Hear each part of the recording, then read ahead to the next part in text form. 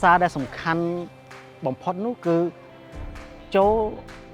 ពីសារទៅដោះគោដែលចេញពីកសិដ្ឋានចិញ្ចឹមគោ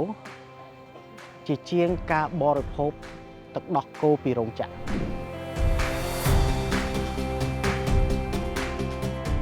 បង្ហាញវត្តមាននៅលើទីផ្សារកម្ពុជាប្រមាណ6ឆ្នាំមកហើយផលិតផលទឹកដោះគោស្រស់របស់កសិដ្ឋានគិរីសួរទើបតែចាប់យកចំណែកទីផ្សារទឹកដោះគោស្រស់នៅក្នុងស្រុកបានមិនដល់ 20% ផងនេះមិនមែនដោយសារតែគិរីសួរគ្មានសមត្ថភាពប្រកួតប្រជែងនឹងផលិតផលនាំចូលនោះទេតែមកពីសមត្ថភាពផលិតមិនទាន់អាចបំពេញតម្រូវការទីផ្សារបានជាកសិដ្ឋានចិញ្ចឹមគោយកទឹកដោះធំជាងគេនៅកម្ពុជាដែលមានផ្ទៃដីរហូតដល់300ហិកតានៅខេត្តតាកែវកសិដ្ឋាននេះត្រូវបានគេមើលឃើញថាបានពង្រីកខ្លួនជាបន្តបន្ទាប់ដោយចាប់ផ្ដើមការចិញ្ចឹមគោពីជាង500ក្បាលកាលពីឆ្នាំ2020កើនឡើងដល់ជិត1100ក្បាលនាពេលបច្ចុប្បន្ននេះមានតែចំណែកប្រហែលលោកសៅណរងនាយកប្រតិបត្តិនៃកសិដ្ឋានគិរីសួរបានឲ្យដឹងថាកសិដ្ឋានក្រុងនឹងពង្រីកបន្ថែមទៀតក្រោយចលនាពហិការផលិតផលថៃបានកក្រើកអស់រយៈពេលជាច្រើនខែមកនេះយើងមានតែចំណែកប្រហែលជា17ទៅ19% នៃចំណែកទីផ្សារសរុបអញ្ចឹងបច្ចុប្បន្នខ្លួនខ្ញុំផ្ទាល់ក៏ដូចជាក្រុមប្រឹក្សាពិបាលរបស់ក្រុមហ៊ុនខ្មែរ Fresh Milk ឬក៏យើងហៅថាកសិដ្ឋានគិរីសួរបានធ្វើការពង្រីកនៅផែនការពង្រីកអាជីវកម្មរបស់ខ្លួនដោយយើងនឹងក្រងសង់ក្រោលគោបន្ថែមក៏ដូចជាការបញ្ជាទិញគោពីអូស្ត្រាលីក្នុងពេលឆាប់ៗនេះបាទហើយជាអ្វីដែលយើងចង់ទៅដល់ជំហានដំបូងគឺយើងចង់គ្រប់ដណ្ដប់យ៉ាងហោចណាស់បាន 30% មានន័យថាសឹងនឹងយើង double នៃបរិមាណដែលយើងផ្គត់ផ្គង់ចូលទីផ្សារបច្ចុប្បន្នប៉ុន្តែទំហំនោះវាធំណាស់វាត្រូវការទុនវិនិយោគធំក្នុងការប្រើប្រាស់ដើម្បីពង្រីកទឹកដោះគោស្រស់ដែលចេញពីគោគឺជាទឹកដោះគោសុទ្ធដែលចេញពីគោចិញ្ចឹមនៅកសិដ្ឋាន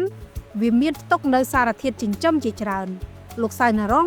បានពន្យល់អំពីអត្ថប្រយោជន៍នៃការទទួលទានទឹកដោះគោស្រស់ចេញពីគោដែលចិញ្ចឹមនៅកសិដ្ឋានជាជាងទទួលទានទឹកដោះគោដែលចេញពីរោងចក្រពេលដែលយើងបរិភោគទឹកដោះគោពីកសិដ្ឋានមានន័យថាជាទឹកដោះគោស្រស់ដែលយើងយកពីគោឆ្លងកាត់ការកែច្នៃហើយយើងទទួលទានវាខុសពីការបរិភោគទឹកដោះគោពីរោងចក្រគឺมันមានគោក្នុងការដែលយើងទៅបរិភោគទឹកដោះគោហើយសារនេះសំខាន់គឺនៅ next generation នៃជំនាន់ក្រោយត្រូវការអាហារូបត្ថម្ភខ្ពស់អញ្ចឹងការប្រើប្រាស់ទឹកដោះគោពីគិរីសួរឬក៏យើងហៅថាជា pasteurized milk គឺជាទឹកដោះគោដែលមានរក្សាគុណភាពទឹកដោះគោស្រស់ដោយអាហារូបត្ថម្ភខ្ពស់ nutritional substance របស់វាគឺនៅរក្សាបានដោយសារយើងគ្រាន់តែឆ្លងកាត់ការសម្លាប់កម្ដៅក្នុងសីតុណ្ហភាពមួយហើយយើង cool down មកវិញក្នុងសីតុណ្ហភាពត្រជាក់ពី2ទៅ4អង្សានៅក្នុងនោះមានន័យថាគ្រាន់តែបង្អាក់ការលូតលាស់នៃ bacteria មួយចំនួនដែលជា bacteria មិនឲ្យយើងទៅដោះគោនឹងផ្អូមលឿនប៉ុន្តែជា bacteria ដែលល្អនៅក្នុងសារធាតុទឹកដោះគោដែលសារពាង្គកាយត្រូវការទោះជាយ៉ាងណាក៏ដោយផលិតផលទឹកដោះគោស្រស់របស់ខ្មែរពិបាកនឹងប្រកួតប្រជែងនៅលើទីផ្សារបើសិនជាប្រជាពលរដ្ឋខ្មែរនៅតែមានគំនិតបរទេសនិយមនេះមានន័យថាការពហិការមិនមែនឈប់ប្រើប្រាស់ផលិតផលផ្ទះលេខ2តែបែរជាមកប្រើប្រាស់ផលិតផលផ្ទះលេខ3ឬផ្ទះលេខ4នោះទេគឺប្រើប្រាស់ផលិតផលនៅក្នុងស្រុកកាន់តែច្រើនបង្កើនសេដ្ឋកិច្ចជាតិកន្លងមកយើងដឹងថាហេតុអីបានយើងគ្រប់គ្នាអត់អាចពង្រីកខ្លួនបានដោយសារយើងអត់ដែលគិតថាយើង compete ឈ្នះគេទេដោយសារអិយាបថអ្នកប្រើប្រាស់គឺនៅតែដិតដាមជាមួយនឹងផលិតផលនាំចូលពិសេសផលិតផលផ្ទះលេខ2នឹងតែម្ដងអញ្ចឹងអំណះតទៅយើងឃើញថាចលនាការគាំទ្រ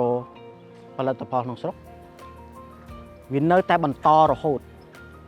ហើយជាសុចនករដែលសំខាន់ដែលជំរុញឲ្យ